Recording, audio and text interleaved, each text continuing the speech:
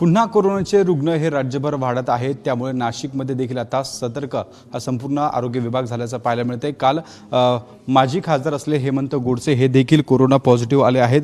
त्यामुळे नाशिक महानगरपालिकेच्या संपूर्ण जे रुग्णालय आहेत त्यासोबत असलेले जिल्हा रुग्णालयाच्या या ठिकाणी अशा पद्धतीने हा कोविड कक्ष या ठिकाणी उभारण्यात आलेला आहे। एकूणच संपूर्ण खबरदारी आता आरोग्य विभागाच्या माध्यमातून घेतली जात असल्याचं आपल्याला पाहायला मिळते।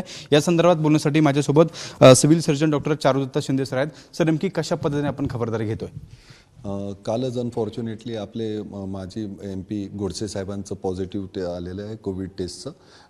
ते मुंबईला आणि दिल्लीला गेलेलं आढळून आलं आहे। त्याच्याप्रमाणे आम्ही त्यांच्या एरियात स्क्रीनिंग आणि सॅम्पलिंग सुरू केलेलं आहे। आमची तयारी झालेली आहे। आम्ही ऑलरेडी प्रिपेअर्ड आहोत। 10 बेड्स आमच्याकडे रिझर्व केले आहे। कॉर्पोरेशनला इन्स्ट्रक्शन्स देण्यात आलेले आहे।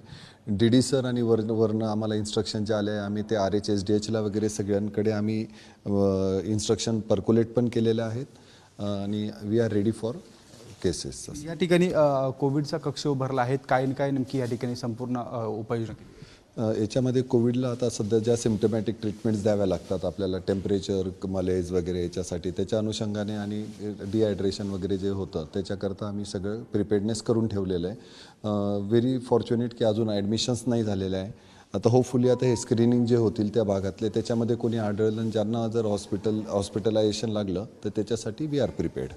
नक्कीच आपण बघतोय अशा पद्धतीने हा संपूर्ण कोविड कक्ष या ठिकाणी उभारला आहे आणि संपूर्ण आरोग्य विभाग खबरदारी घेत असल्याचं आपल्याला पाहायला मिळते। खरं तर नाशिकमध्ये पहिला कोविडचा रुग्ण जो होता आढळून आला आहे आणि त्यामुळे आता आरोग्य विभागाच्या संपूर्ण यंत्रणेकडनं या अशा पद्धतीची ही संपूर्ण तयारी नाशिकच्या जिल्हा रुग्णालयामध्ये केल्याचं आपल्याला दिसून येत आहे। कॅमेरामन मयूर बारगेसह शुभम बोडके, ABP माझा, नाशिक। ABP माझा, उघडा डोळे बघा नीट।